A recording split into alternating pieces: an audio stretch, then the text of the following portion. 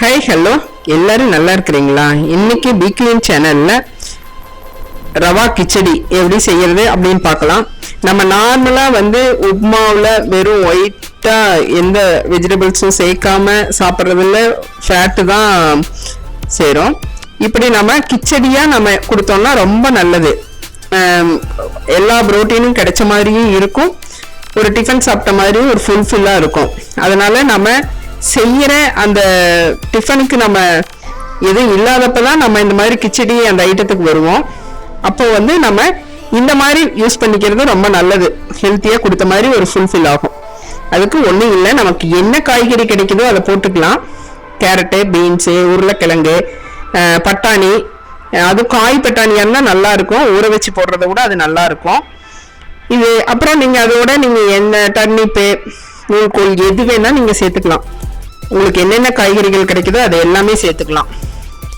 இப்போ நீங்க ரவையை தனியா நெய் விட்டு வறுக்கிறதா இருந்தா வறுத்துக்கலாம். இல்லை நான் இப்போ தாளிச்சு விட்டு வறுக்க போறேன். அதனால ஒரு கடாய் வச்சு அதுல கொஞ்சம் நெய்யும் ஆயிலும் கலந்துக்கலாம்.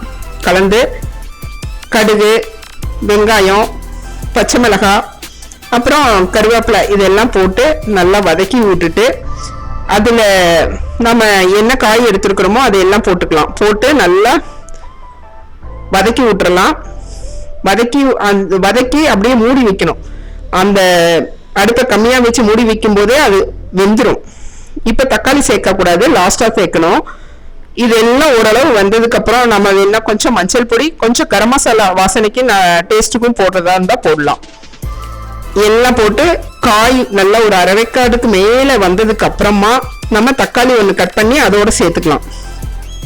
இது எல்லாம் நல்லா வதக்கிட்டு இருக்கும் போது நம்ம இந்த உப்மாவுக்கு நம்ம கிச்சடிக்கு எவ்வளவு தண்ணி, இப்போ 1/2 டம்ளர் நான் ரவை எடுத்திருக்கிறேன்னா நீங்க அதுக்கு 1 டம்ளர் தண்ணிய நீங்க பக்கத்துல சூடு பண்ணிக்கணும், நல்லா கொதிக்க வச்சுக்கணும். அதுக்கப்புறம் இந்த ரவைய இந்த காய்கறியோட சேர்த்து நல்லா கிளறி கொடுத்துக்கிட்டே வரும்போது ரவை நல்லா வறுபட்டுரும். நீங்க தனியா வறுத்திருந்தா இந்த மாதிரி செய்ய வேண்டியதில்லை. கொட்டி நல்லா வறுபட்ட உடனே நல்லா கிளறி கொடுத்து வறுபட்ட உடனே நம்ம கொதிக்க வச்ச தண்ணியை இதுல கலந்துக்கலாம். தண்ணி ஊத்தும் போது கேர்ஃபுல்லா ஊத்தணும். ஏன்னா கொதிக்கிற தண்ணியை இதுல ஊத்தும் போது ரொம்ப இதா கொதிக்கும், மேலப்படும்.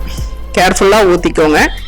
நல்லா ஊற்றி நல்லா கிளறி கொடுத்து அப்படியே மூடி போட்டு அடுப்பை சிம்ல வேக வச்சோம்னா சூப்பரான கிச்சடி ரெடி ஆயிடுங்க. இது லாஸ்டா கொஞ்சமா நெய் போட்டு கிளறி கொத்தமல்லி தழை தூவி நல்லா கிளறி கொடுத்து நீங்க இது எதோட வேணாலும் சர்வ் பண்ணலாம். சூப்பரா